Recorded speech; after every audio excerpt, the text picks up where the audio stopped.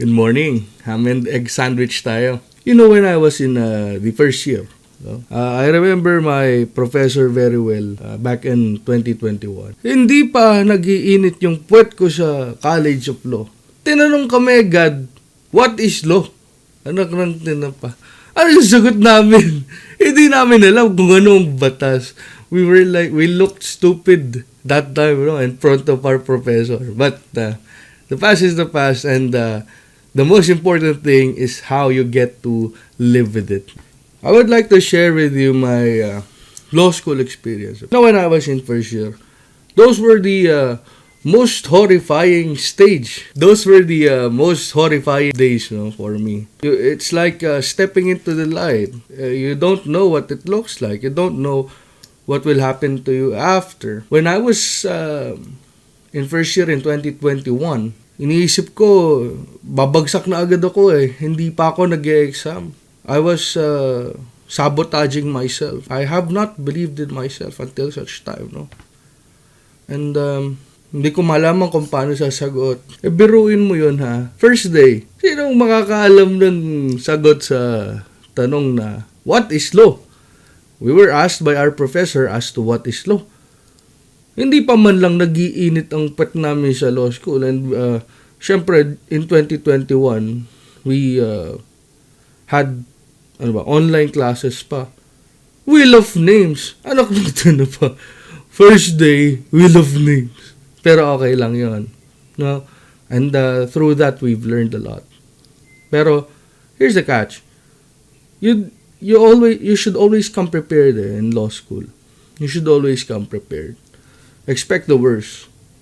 I mean, it's not worse. It's just our way of thinking, as to what is worse. Pero hindi naman talaga. I mean, of course, it should be understood that we are unaware in the first stages.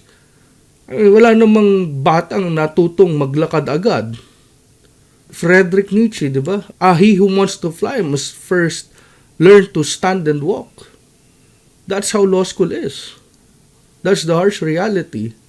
You will never be treated like yung baby, Di ka ganun tatrato. You have to learn how to stand up for yourself. And once you get the basis of your answers, only then you can answer properly. Hindi naman ng law student natuto agad ng isang basa eh. Look, I've sacrificed a lot of hours of reading before I even get to discuss these things with you, no? Alam niyo even yung mga bakasyon namin, I've been in Bohol, but I was not able to enjoy the experience in Bohol because I was reading, because we've had classes. Only then, I've accepted the reality na hindi talaga magkakaroon ng bakasyon ng law student because you have to read every now and then so that you will be able to have answers. And that is not for purposes of recitation only. That is your practice for the bar. Kasi nga, lalagay mo sa bar exam answers kung wala kang alam. Diba? You really have to understand it. And for you to be able to understand it, is you have to involve yourself into it. And once you've understood it, is you have to retain it as well. Ba't di mo tandaan yung mga inaral mo, diba? I mean, who was that? I think that was the Dean Riano, Dean Riano, in one of his speeches. Time you start reviewing for the bar was the time you entered law school. I mean, I agree with that. I have not experienced the bar yet. I mean, I get enlightened every session in law school, just to share with the people. I've also encountered several people asking me as to whether law school was hard. And I told them na, di madali lang ang law school. Konting basa, konting aral, tsaka konting tulog, ganun. Konting tulog. I mean, that's the reality. I'm just trying to humor out. And of course, there will be times na mahihiya kayo kasi tinatawag kayong attorney. Sa anak ng tinapa. Paano kami gaging attorney? Bokya nga kami lagi sa resit. Tawagin pa kami attorney. Anyway, it doesn't matter. You just have to live with it, you take it. Damdamin mo. Live with it. Consider yourself as a lawyer if you're not a lawyer. No? I mean, look, you'll get to the same place if you persevere. No? If you be persistent, you'll get to that place. We'll get to that place if we become persistent. Of course, it is up to us kung paano natin iti-take yung study of law. No? Hindi siya madali, pero once you understood it, it will enlighten you. It will take you to places where you have not been yet. Kung magpapadala ba tayo sa takot natin, ganun, or kung haharap tayo doon sa professors natin, hanggang sa maintindihan natin. Or kahit hindi natin maintindihan, malay natin maawa yung prof. Who knows, right? Who knows? You never know. Don't sabotage yourself. Don't belittle yourself. Know that you can always do better. It's up to you. The choice is yours. No? Whether you stand up or you back out. Pipili ka lang. If you back out, it will haunt you, I swear. Kasi you'll always be remembered as one of those people who cannot face the challenges of law school. I mean, at some point, nakakahiya siya. Pero yun ginusto mo yan. Hindi naman natin choice yun. No? I remember again one of those days when I was in first year. The judge, si Judge Princess, shout out. Yeah, I really got terrified of Judge Princess. Yung parang luluwa yung puso ko doon sa session niya. Sabi ko, grabe. That was my first report. I've reported the case of Chu John versus Bernas as regards to the Article 9 of the Civil Code. I said that no judge or court shall decline to render judgment due to silence of surety and insufficiency of the laws. Then I cited the case of Chujan versus Bernas as regards to that case. Now, then the judge asked me, "What is an exception?" Oh my God, bro! Sabi ko, exception. I got confused. I didn't know what to answer. I got terrified. Then the judge shouted at me. Then exception lang, hindi mo pa alam.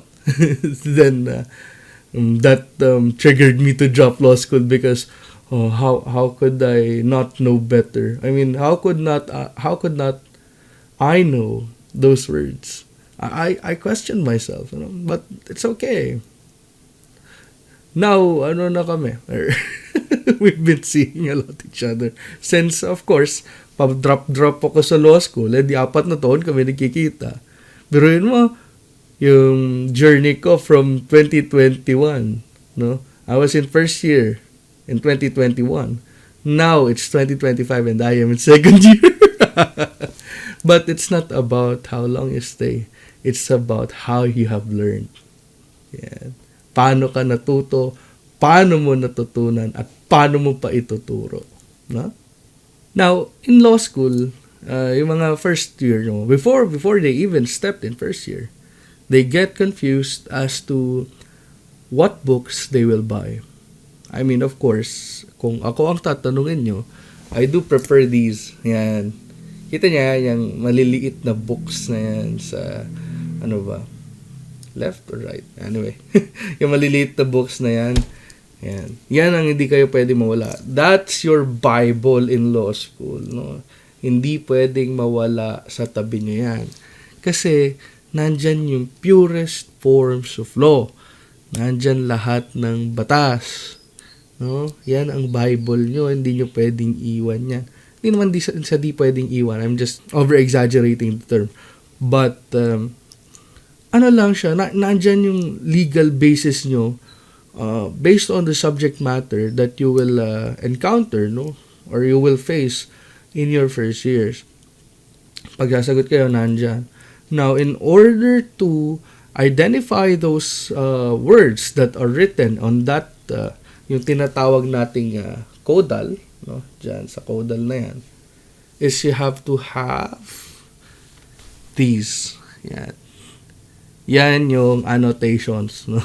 Yung books, yung main books, kung paano siya inexplain, ano ba yung nakalagay sa kanya, ano ba, para saan ba itong batas na ito. Halimbawa, yung Article 2, no, yung law shall take effect after 15 days following the completion of their publication either in the official gazette or in newspaper of general circulation. In the Philippines, of course, unless it is otherwise provided. Diba? Nakalagay yon sa civil code dun sa dyan. Sa caudal, no? Ngayon, of course, para malaman mo, hanapin mo siya dun sa book kung siya nanggaling. Kailangan yun eh. Of course, you have to learn its history in order to know what it is as to where it came from. It came from the case of Tañada versus Tubera. It was a case decided by the Supreme Court, of course, to consider. No? Yun. Yun ang halaga niya. Class. Yun ang halaga niya, people. Sorry. Dala. Sanay na sanay. Anyway. Remember, we have the, caudals. Yeah, we have the caudals. And we have our annotations. Yung mga comments and description on how the authors, no, describe that law or how they cited the cases based on that particular law. May exceptions ba? Nakalagay yan dito. Nakalagay yan lahat. As to what are the requisites, paano mo papatunayan. Yung requisites ay yung mga elements as to how you can prove, no? How you can prove a specific thing. Alright? As to paano mo mapapatunayan yung isang word, ano ba dapat ang meron siya. Grave abuse of discretion, capricious, whimsical, arbitrary, and ano yung isa? Despotic. Sorry, I forgot the term. Anyway, yun bang mga ganon? Kumbaga, hindi ka magkakaroon ng 2 kapag walang 1 plus 1. No? Especially yung equivalent. 1 plus 1 is equivalent to 2. The requisites of theft are as follows. Para pag sabing theft, there is a taking, there was an offender, and there was intent to gain, no? Without the use of force, threat, or intimidation. Yan. Pag wala yung mga elements na yun, pwede maging theft yun. No? Alright? So, let's proceed again to the how to digest cases. No? Paano ba mag-digest ng case? So, wala siyang specific format talaga, people. No? Digesting cases is based on your understanding on the jurisprudence or on the case law. Makikita mo yan, yung case law. People versus Sanchez, Ferraris versus Ferraris, and so on and so forth. Yun yung mga ina-assign ng prof nyo, no? Kung ano mang GR yung nandun. GR number 188832, so on and so forth. No? Makikita nyo yan. But, if I were to teach as to how to write the digest, of course, ang ilalagay ko doon sa intro or doon sa caption, of course, we will write the case title, no, and the case number, the date, and the ponente. Tanong ka ng prof mo, si Judge Princess, I love Judge Princess, no? Si Judge Princess, who is the ponente of the case? Oh no, ayan, huli, di nagbasa ng full text. Anyway, yung case title, of course, kung sino yung respondents na nakalagay doon sa case, sino yung plaintiff, sino yung defendant, sino yung accused, sino yung complainant, no? Limbawa is, sino ba? Example is Republic of the Philippines versus Sandigan Bayan.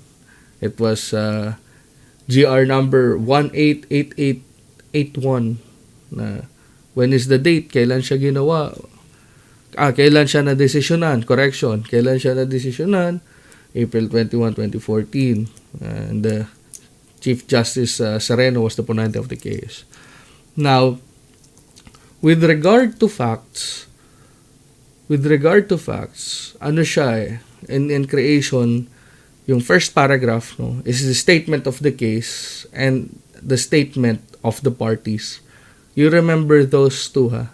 Statement of the case and the statement of the parties. Ano ba yung sinabi ni plaintiff? Ano ba ang sinabi ni defendant? No? The statement of case answers the question, kung nasan na sila sa proceedings doon sa case na yon. You indicate yung current level, no? You don't start with the first court that took cognizance of the case or the MTC, as to whether was it an original action, appeal, a petition for certiorari, or is it a motion for reconsideration, etc. So with that said, you take note that yung petition for review on certiorari is Rule 45 and petition for certiorari is under Rule 65. Those are completely different things, no? Yung former is a mode of appeal, while yung Rule 65 is an original civil action, original special civil action, no? Then you indicate the ruling of the first court that took cognizance of the case in a very short sentence. Wag niyong pahabain, no? Wag niyong kunin yung isang buong text na nakalagay doon sa law field or nandun sa Supreme Court e-library, no? Do not copy the entirety, no?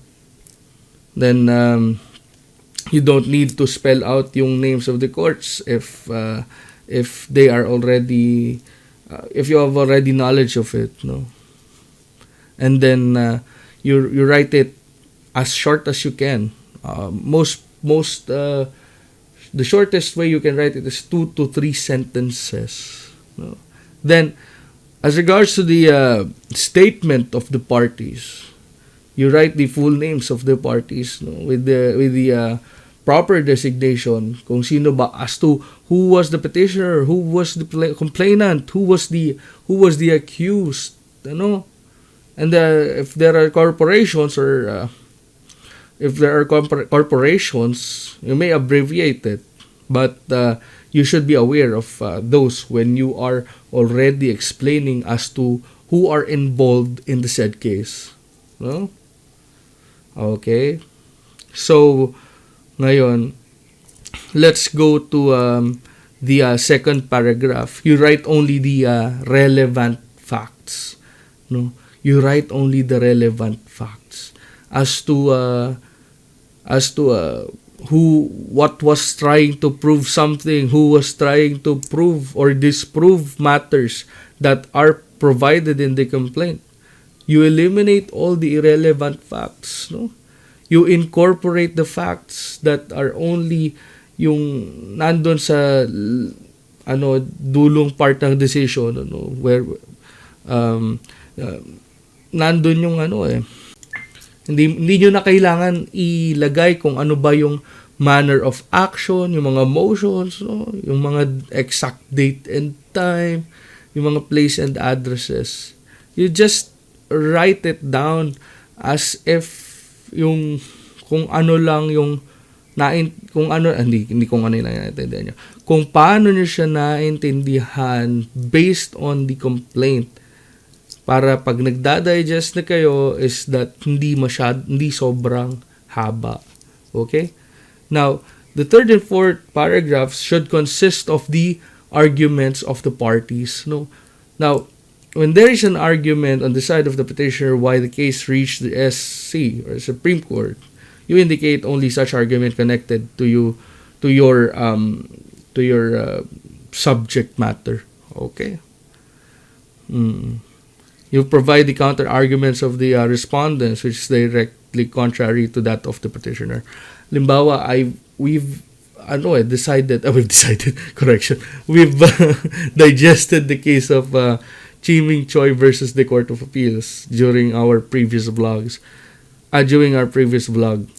Nakita nyo doon kung paano nakalay down yung contention ni Chiming Choi at saka yung contention ni Gina Lau Choi, di ba? As to how can there be grounds for psychological incapacity on that case?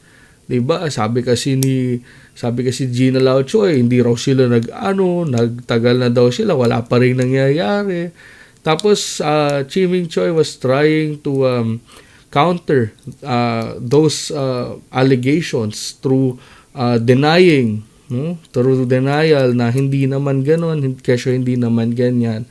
So since there was a scenario that proved that Chiming Choi failed to perform those marital obligations, the SC has reached the decision that the CA is correct, that those are valid grounds for psychological incapacity.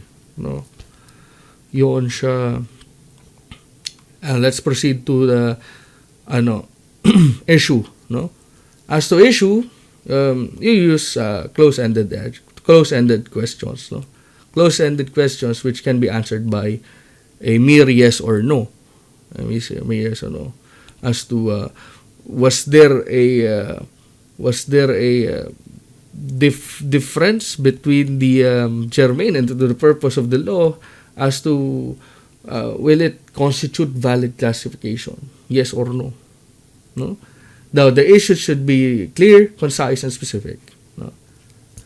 Don't generalize the questions. As to whether it was constitutional. Whether it was constitutional. No, you don't lay down your questions like that. Let's say we have the civil law subject. Let's go to obligations and contracts. Of course, you don't write your issues as to whether the contract is void. That's very general. Now, you write your issues, as to was the property bought by the respondent lawyer from his client the subject of the litigation at the same time of the purchase? Yes or no? No. Why? What was the reason? Then you write it down. You write it down as to what the reason was behind that issue. Now, if there are several issues that are related to the subject, being capable of represented as one issue as a general question is permissible, aim to simplify yung issues into one question. At the same time, make sure that in ruling, the several issues are accordingly threshed out. You make sure that the issue is not just an obiter dictum. If it is, state so. Alright. Now, sa ruling, the first part should be a yes or no answer. Yes, no, what was the question? Of course, as we have discussed, should be answerable by yes or no. Now, the second part is the applicable law, doctrine, rule, or principle. Lagay mo kung ano ba yung batas na pwedeng doon gamitin. Ano ba yung sinabi ng Supreme Court when they have decided the case.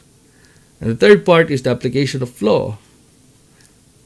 You begin with another paragraph whereby yung application of law and doctrine, rule, principle to the facts. Paano dinesisyonan ng Supreme Court? You can read that at the bottom. Makita mo, the court has cited in the case of ganyan versus ganyan. You can see that in the jurisprudence. In your conclusion, you restate the quick answer by concluding words like there, therefore, hence, so on and so forth. Now, if you have any concerns, you may reach me out anytime, no?